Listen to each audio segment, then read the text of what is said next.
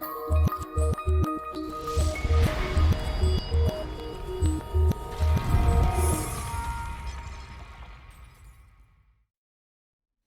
ladies and gentlemen, and welcome back to the channel. Welcome back to another little experiment where today we take a look at trying to make Japan a footballing powerhouse, get some wonder kids for them on the go.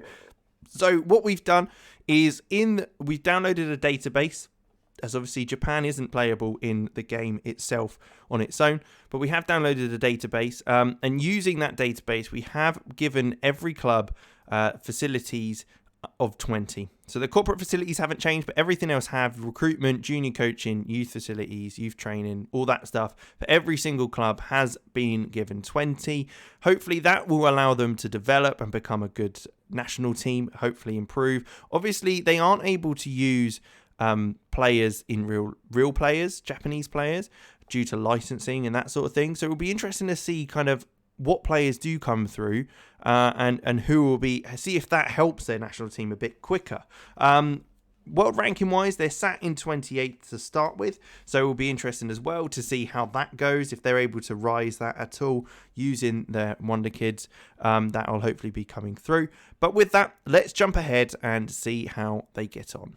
Okay, here we are then. So we can see they have in fact increased already. We are 4 years on, so they're 27th, so they've gone up to one place higher in the rankings. So where are they sat in regards to other teams? So they're just above Norway and Czech Republic, and just behind the likes of Cameroon, Algeria and Morocco, so a couple of African nations there. Interesting to see. Their key player in the national team is Rui Umemoto. Looks very, very nice, I have to say. Looks like he is joining Lyon as well in the future. So a big move there for them. Obviously, they've still got a lot of their top players being the real life ones.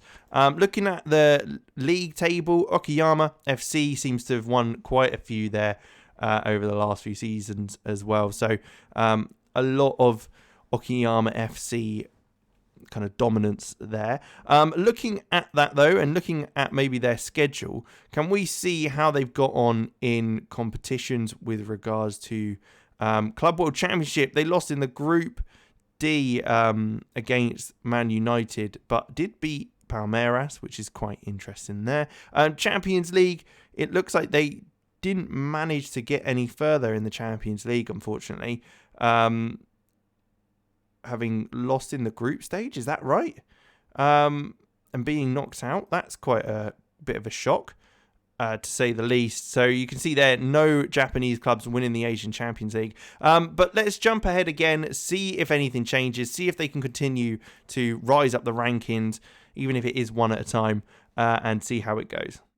Alright, so we're 2030 now. We are a good 9 years on from where we started. They are sat in 14th place, so a big jump from the last time, 13 spots higher. They're above the likes of Mexico, United States and Jamaica and Austria.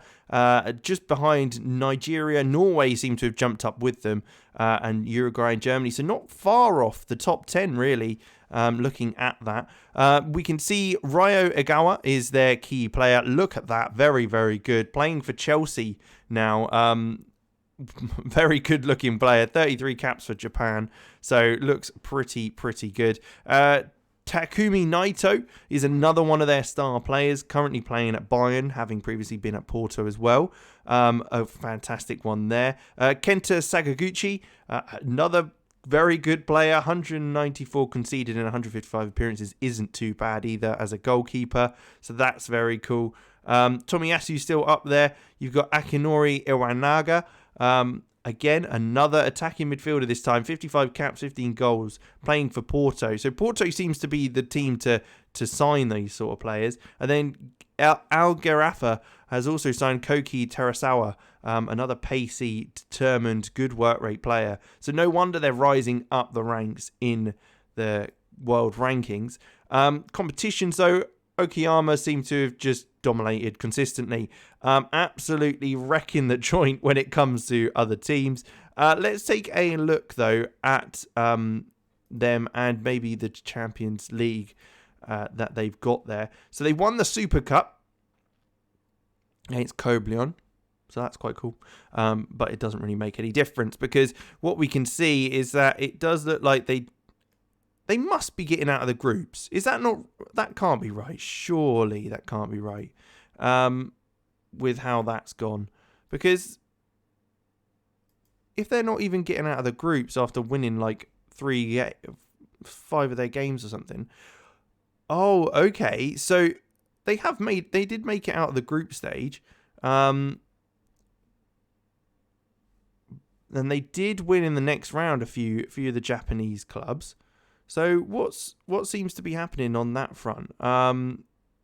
Looks like they again won in the quarterfinals. A couple of Japanese teams winning there. Semi-finals. It was Nagoya Stolz who got through to that final.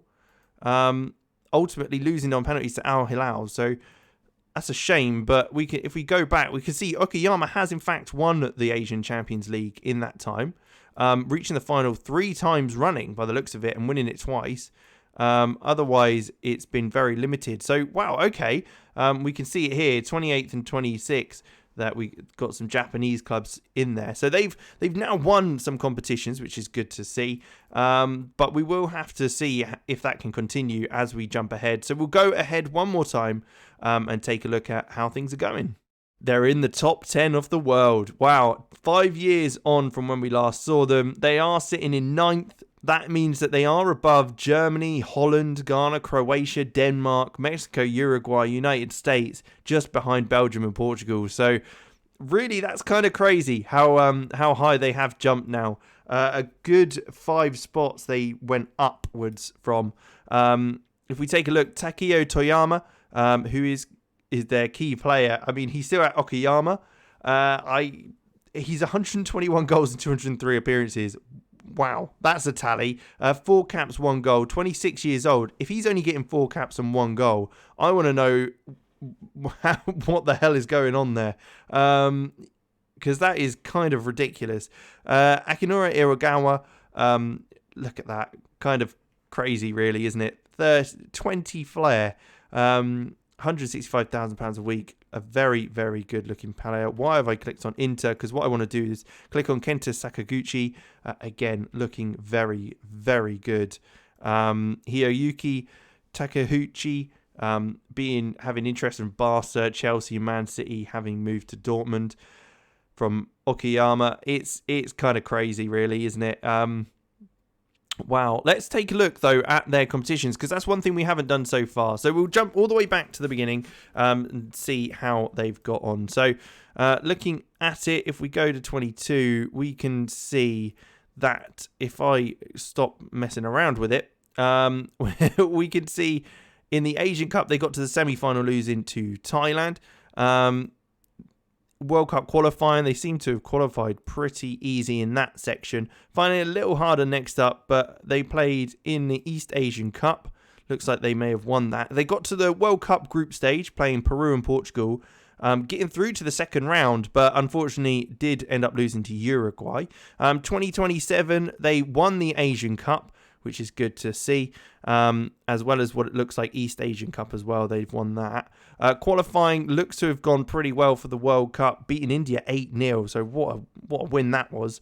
With the World Cup qualifying continuing, we can see that they also, again, won the East Asian Cup very comfortably. No goals conceded there. Going into 2030, we can see the World Cup, wow, okay. So they beat Suriname 4-0, beat Portugal 2-1, so a great win there. Then beat Paraguay 3-0, only just going out in the third round against France at a 1-0 loss. So they've clearly improved, as we saw in the world rankings, reaching the Asian Cup final again, unfortunately losing to Australia in that one, but winning the East Asian Cup. If we go forward once more, we can see in the World Cup qualifying, they've done very well once again. As again, they've won the East Asian Cup. Asian Cup Group Cup qualifying, they've smashed teams 7-0, 3-0, 4-0. It's very, very easy for them to qualify for that. In the World Cup, again, they played Turkey, beating them 3-2, and Chile 1-1.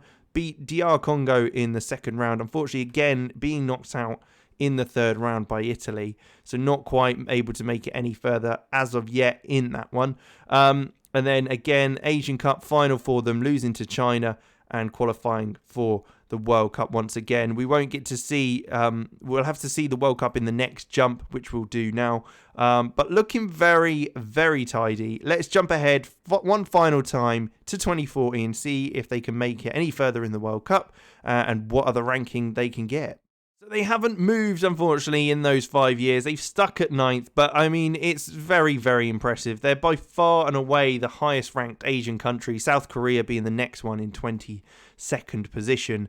So very, very good. They're even the best one, including African countries as well, with Ghana being down in 18th. So other than obviously the South American and North American countries and Europe, they've done pretty well. Yusuke Honda is still their key player, playing for Man United, looking kind of ridiculous, as we've mentioned before. Hiyoki Takahuchi, the 29-year-old, 110 caps, 23 goals for Japan, phenomenal for Barcelona, following his move from Dortmund. And you can see here, again, more and more players. I mean, ignore the face. Yoshiyuki Wada, again, another striker that looks phenomenal.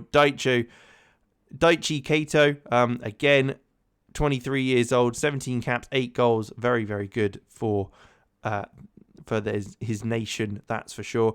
Schedule, though, let's take a quick look at that. World Cup qualifying, they've obviously qualified very, very comfortably there. If we quickly jump past things and get back to... Oh, didn't mean to do that one. World Cup qualifying's continued. 10-1 win against Nepal is kind of ridiculous. And that continued into the East Asian Cup, which looks like they might have actually lost. For a while, they were able to kind of hold on to that from the 2029 year. 3 years. South Korea won a couple in Japan as well. So ultimately, a bit of a shame in that one. But they did very well. World Cup Group P, they did end up losing to Turkey, but beat Angola 5-2, which got them through to the next round, losing in the second round, unfortunately, to Portugal. So weren't quite able to make it any further. A few more friendlies, and then again, they managed to win the Asia Cup, which is very, very good. You can see in there that there has been a few, I think they've won it twice, if that's right. Yeah, there you go. And a couple of finals as well. So they've done pretty well there. If we take a look at the competition, though, of... I'm assuming the Nihon League. Oh, wow. Okay, no. So Okayama had been knocked off top spot by Nagoya Steelers for 4 years. Osaka also jumping in there before Okayama kind of got their title back as the dominant force in Japan. With that, let's take a look at how their... the schedule's been going for the Champions League. I mean, it looks like they've been pretty good. They've won it most recently, Okayama, 2040. But otherwise, we have to go back to the previous ones where they've got to the final. But Nagoya Steelers has won it twice in between Okayama winning it this year and the year previously. So that's very, very interesting. Nagoya has obviously become quite a force in the game. Causing some issues for Okayama, which is good to see. And Osaka as well, getting a win in the league along with that. They're sat in second, just behind the UAE, which is interesting with regards to their competition reputation. But there you go. We will leave it there. I think that was a very, very interesting one, seeing how Japan got on, and especially how well they did with getting up to 9th in the division. Some lovely players being created. It looks like their highest was, in fact, 7th, which we missed not long ago. But there you go. Very, very cool. With that, we will leave it there. Make sure you leave a like, subscribe to the channel, give me any other countries you want to see this with, or any other experience at all, and I'll make sure to get those done for you guys. But make sure you leave a comment, like, subscribe, all that good stuff, and I'll catch you in the next one.